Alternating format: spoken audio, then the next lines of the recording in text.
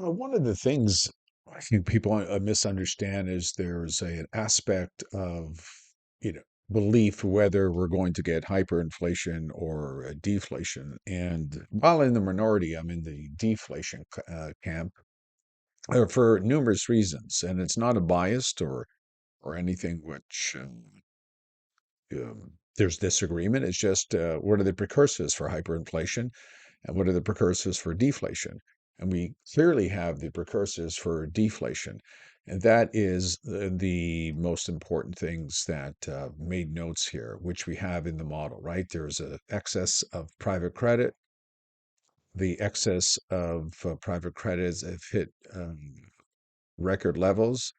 Now, something's going to set it off, and we already know what that is, which is real estate where the leverage is. And it doesn't make a difference where the credit is contracting. Most important is that it's non-productive credit, which in this case is mostly real estate, right? That's not creating wealth through productivity and technological assets, right? Or investments in those areas are going to grow. Now, a key point is that the next part of what I'm looking for, and we're starting to see that already, is just a contraction of money supply. So money supply actually starts first, right? If we look at this chart, you actually see in the past in the US that money supply was already contracting into the 30s and actually in the early 1920s, but that recovered very quickly. Now, the most important thing that everybody misses is the psychological aspect. I don't know why um, people don't pay attention to this because it's very important to remember is that in a boom or in a mania, there is a willingness of the public to take on massive amounts of unproductive debt. Right? They have to want to borrow. And this economy, unlike Argentina, is a credit-based economy. And a lot of that is consumption from the future, real estate and vehicles. So this is an important factor. And that's why in recessions, of course, those things contract because not as many people are buying homes or buying a vehicle. In a credit contraction, that's only accelerated. So this is a key and important aspect because once the cycle, and we've already, this is in Canada, we've already had the financial cycle turned down before the economy. The economy has not yet turned down. So that's a warning. The other warning is, I said before, the money supply is already contracting. That's also M1 and M2 in Canada is contracting, and we're looking for M3 to probably to follow next year, and private credit.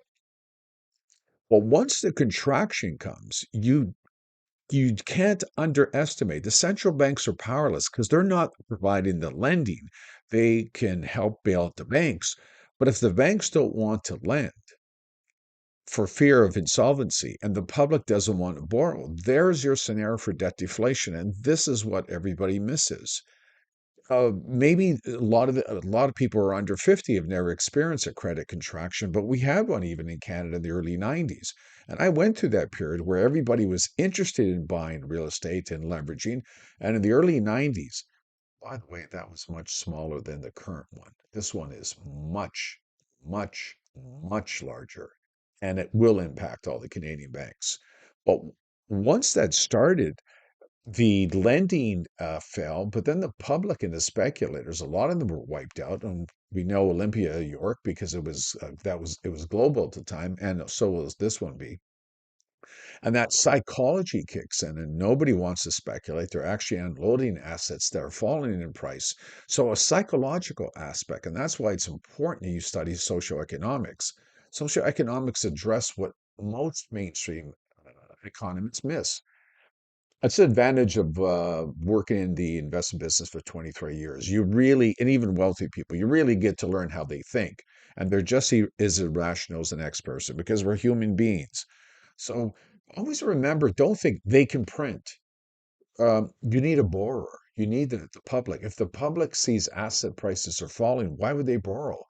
If the government, sorry, if the banks are worried about insolvency, why would they lend? They're going to try to protect their books. So this is an important aspect is most people are missing, and we have the precursors, mass amount of record amount of private debt, we have the money supply falling, then deflation takes hold, then the psychology of debt deflation. I'll keep this going and ongoing because it is an important factor in understanding deflation. As always, we'll talk soon.